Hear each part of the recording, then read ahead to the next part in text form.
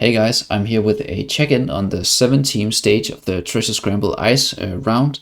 I'm just going to show you guys my teams real quick. I'm a bit hungover, so this isn't going to be the most in-depth guide of all time, but I'll give you my thoughts and show you the teams that I have found to be using. Now, I wasn't home last night, so I wasn't able to change my teams in time, which means that the current teams that I have slotted, I believe, are out of...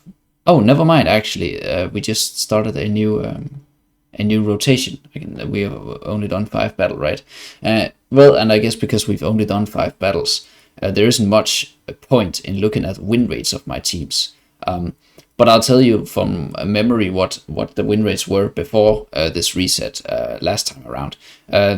These 4 first teams here were all at around 50% win rate, like 50 to 58% win rate.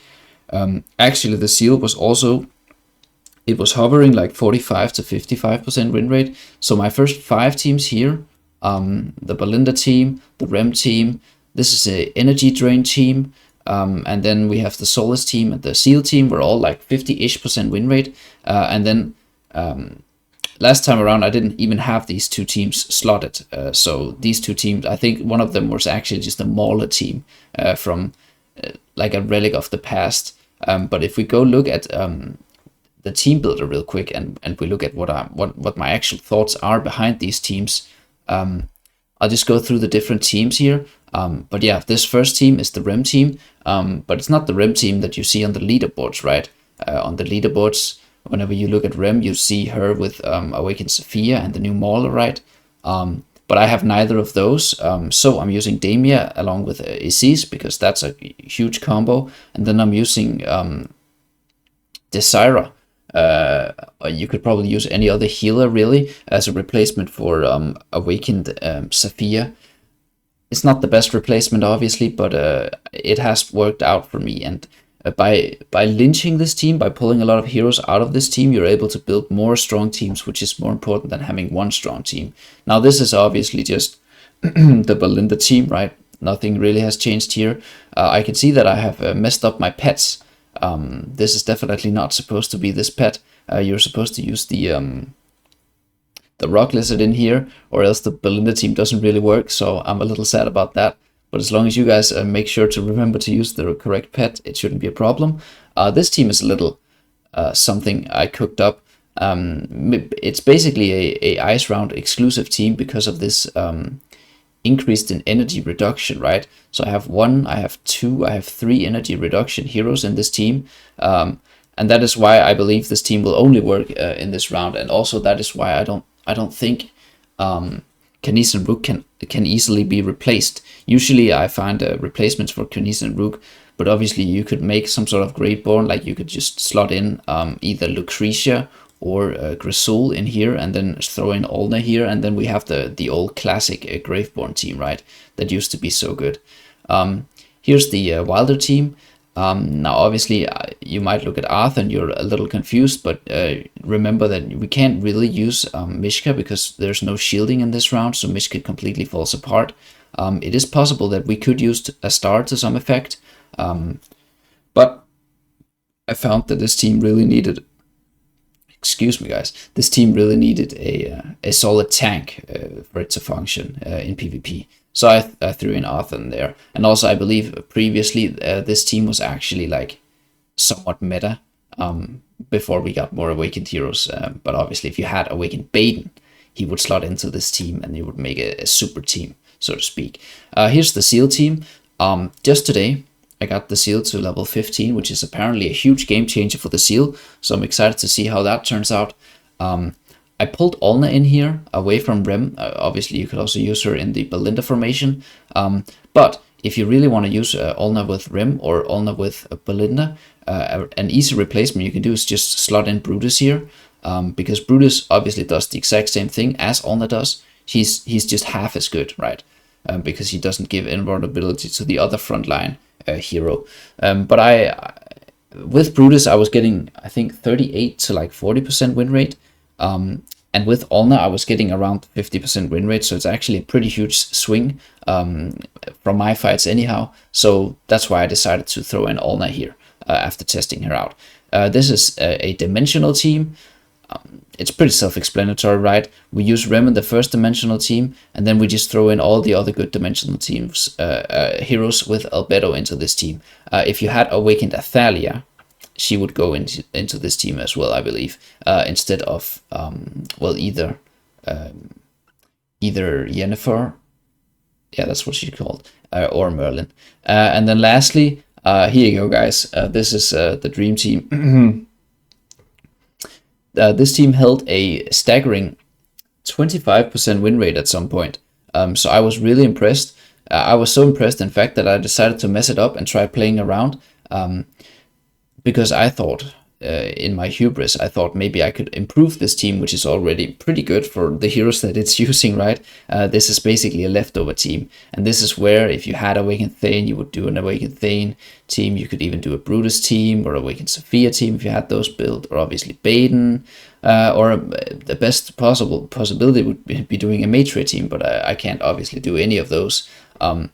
But a replacement for Ivan in here, which was actually what I used previously, is Rosaline. And this team with Rosaline instead of Ivan had I think like around 20% win rate, which is pretty good for no Awakened heroes, and an overall, in my opinion, pretty terrible team. But obviously it's better than nothing, so to say. But as we can see, I noticed this. In my current 6 battles, it has yet to win. So it's exciting to see if Ivan is better than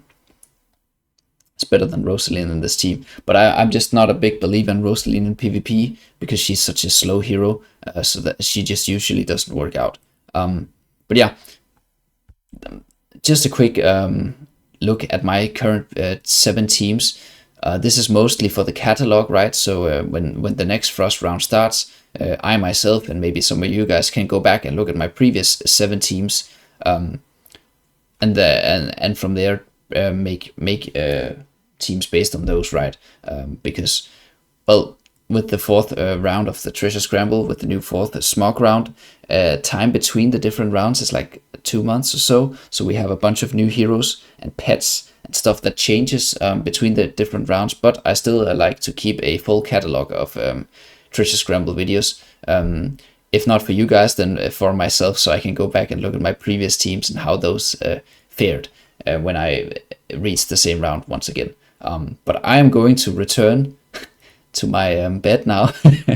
Apologize for the this short video, but I wanted to show you guys the teams that I'm using in the Treasure Scramble to some effect, and mainly because there aren't really a lot of Treasure Scramble guides out there, and most of them, as you guys know, if you look at the leaderboard, it's getting fairly ridiculous at this point. That's not it. Like at this point, it's a given that every single team would have an Awakened hero, right? But right, as we can see here, here's 2 Awakened heroes, and then, you know, it's just filled with the new heroes and an Awakened hero in each comp. Funnily enough, the most free-to-play friendly comp is the Seal team with Thorin. So let's hope the new Awakened Wilder isn't some sort of a Giga Stall hero that can slot in here and replace a perfectly fine non-Awakened comp. But yeah, I don't know, guys. The Awakened hero release schedule is getting it's for sure something from a free-to-play player's perspective. Just watching the game get like more and more. I don't even know where I'm going, but I'm not a big fan of the Awakened hero release schedule. I think if now I'm just gonna ramble. I don't care. I made this a suggestion to Lilith last year, I believe, or maybe it was this year, that maybe once the Awakened heroes gets old enough, like when you guys when you finish them, right? Like you can see Belinda, when you finish them in the Temple of Time, you can stargaze for them. I suggested to Lilith that maybe instead of keep this system obviously, but then also when the Awakened hero turns 2 years old, right? So when we're getting there on the Awakened version of, well, obviously I can see her in here, but we're getting there on the Awakened version of Taylene and Aziz, right? which are obviously not the best heroes, but I thought that once they turned 2 years old, maybe they should just migrate into the Stargazer, so you had the option to Stargaze for them before ascending them, and also that way it doesn't feel like the people who actually pulled for them got scammed, because they've had like 2 years of using them, and after 2 years, as we know, right, most heroes just fall out of meta completely. So it's mostly for us free-to-play players, like throwing us a bone, because accumulating time gazer cards is it's way too hard, and there's no, like, obviously I don't expect to keep up with the Awakened release, right? That's that's a fool's hope. Like that's not something that is to be expected, because these are premium heroes and they should be premium. But I think, with the current release schedules of what is it, 6 per year at this point, right? It's 1 every 2 months. Like in 2 years time, we're going to have so many Awakened heroes, and obviously I don't know if this income will increase, but we're going to have so many Awakened heroes that whenever you go look at the top formations, right? For example, for the treasure scramble, like, let's just say I wanted to like copy, because that's actually a good feature they have in here. You can just copy this formation, right? I can be like, oh, I'll just use this guy's formation, until you press the button and you realize, oh, wait a minute, I'm missing all the Awakened heroes, right? And this is just gonna get worse, because I was promised, or a lot of people were coping and saying like, oh, the SP effect, right? The special effect on the Awakened heroes. That means there'll never be 2 Awakened heroes in one team, right? Because then they can't use their SP effect, right? So why would you ever want to do that? Well, I'll tell you why you want to do that. It's because the Awakened heroes are the strongest heroes, even without their SP effects. For example, Baden, right? Baden is a turbo strong hero. In here, you use Baden's SP effect, by the way. And Solace is just a good hero, right? Like, she doesn't need her SP effect to be a top tier hero. It certainly helps, but if you can just throw her into the Baden team, right? And obviously she has extra synergy with Nevanthi, because she's a summoner and Baden's a summoner, and she's a healer, so she'll keep Baden and all the summons alive, and it's just all goodness, right? But I swear to God, at some point we're gonna have like 3 Awakened heroes in the team, 4, 5, and at that point I'm not sure how much interest I would have in the game at that point, because I mean, okay, whatever. I am rambling, and I am hungover, and I am done with this video. Sorry for the ramble. I hope my teams can help you guys, and I'll see you in the next one, which is going to be a Nightmare Corridor video tomorrow. And if you guys are looking for a Nightmare Corridor guide without the use of the 2 new Celestial and the Hydrogen hero, last week I uploaded one where I did not use those 2 heroes. So if you're interested in that, you can go check that video out. But I will have an updated version tomorrow. All right, that's it for me. Sorry for the ramble. Goodbye.